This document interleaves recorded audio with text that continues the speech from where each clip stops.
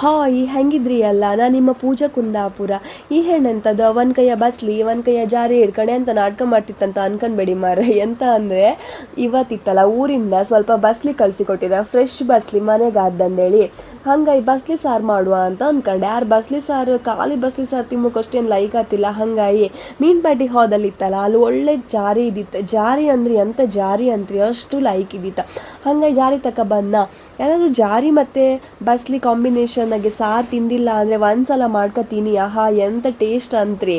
ಉಡುಪಿ ಬದೆಗಲ್ಲ ಎಲ್ಲರ ಮನೆಗೂ ಏಗಳಿಗೂ ಮಾಡು ಕಾಮನ್ ರೆಸಿಪಿ ಇದು ಬಸ್ಲಿ ಮತ್ತು ಜಾರಿ ಸಾರು. ಇದ್ರೊಟ್ಟಿಗೆ ಕೊಚ್ಚಕ್ಕೆ ಅನ್ನ, ಬದಿಯಾಗ ಒಂದು ಮೀನು ಫ್ರೈ ಇದ್ರಿತ್ತಲ್ಲ, ಒಳ್ಳೆ ಗಮ್ಮತ್ತಿನ ಊಟ ಆಯ್ತು. ಏನಂತ್ರಿ, ನಾ ತೋರ್ಸೋದು ಮಸಾಲೆ ಎಲ್ಲ ಹೈಕಂಡು ಅದಕ್ಕೊಂದು ಅರ್ಧ ಕಡಿ ಕಾಯಿ ಹೈಕಂಡು ಚಂದ ಮಾಡಿ ರುಬ್ಕಣಿ.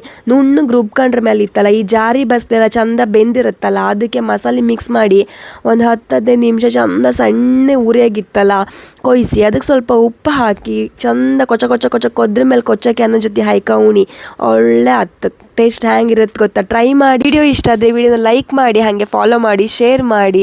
ಇನ್ನೊಂದು ವಿಡಿಯೋ ಜೊತೆ ನಾನು ನಿಮ್ಗೆ ಸಿಗ್ತೆ. ಅಲ್ಲಿವರೆಗೂ ಬಾಯ್ ಬಾಯ್.